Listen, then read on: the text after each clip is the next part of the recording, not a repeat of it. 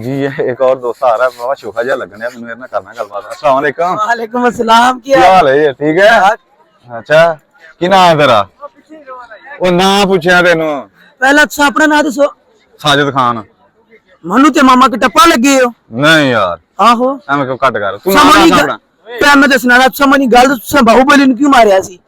ये तो मैनू भी नहीं पता क्यों मारे। बदनाम है भी हुई हो। बस मार दिता ही ना उन्होंने। तू जेडी गल मैं पूछना तू वो दस ना की है। ना नहीं दसना। क्यों? शर्म आंदी है। क्यों? ओ फिर क्यों मैं खाना खेला? नहीं खाना मैं किसी का नहीं आया ना क्या गल दसया? की अहमद खटक ना है जी मेरा। अच्छा अहमद खटक कित्थों में? मैं खारियां जिला गुजरात तहसील खारियां। मैं तो दंद भी साफ कर लिया कर कदी। दंद भी साफ कर। अब एक ही आ रहा है वहां दंद अब एक कितने पीड़े होए ने। वो गोश्त है ना भी गोश्त गोश्त ना पीड़े हो जांदे ने। ओ गोश्त को के ना कुकड़ी नु पोलियो या सी कीड़े ते पैणे ने। अच्छा अच्छा जी हाँ। अच्छा अच्छा तू मेनू दस कॉमन सेंस या टैलेंट हैं कॉमन सेंस या टैलेंट टैलेंट की टैलेंट है?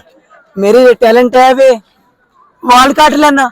अच्छा उस तो बाद गोरियां नु खलोक ते पा लेना। अच्छा जी हाँ बस बस दो ही टैलेंट ने। ते होर कुछ?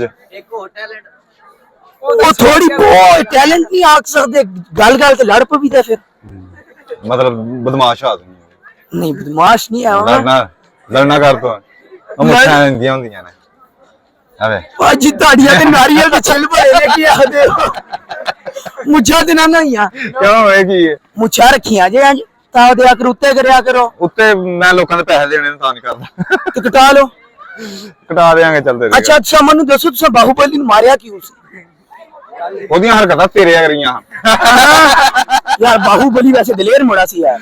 तां ही मारया ही यार ज्यादती कीती है वैसे। तेरे नाल भी ना करा।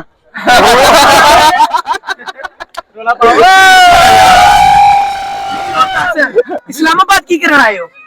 मैं इस गल मैं तेन पूछण डया वां। इस्लामाबाद मैं थोड़ी जी भूंडी करन आया सी। अच्छा ते को लभी है? यार कोशिश जारी है अच्छा मिला कोई भी नहीं है। अच्छा तू आ मेरे भूंडी तेरे ते लोग कर दे। तू भी भूंडी कर दी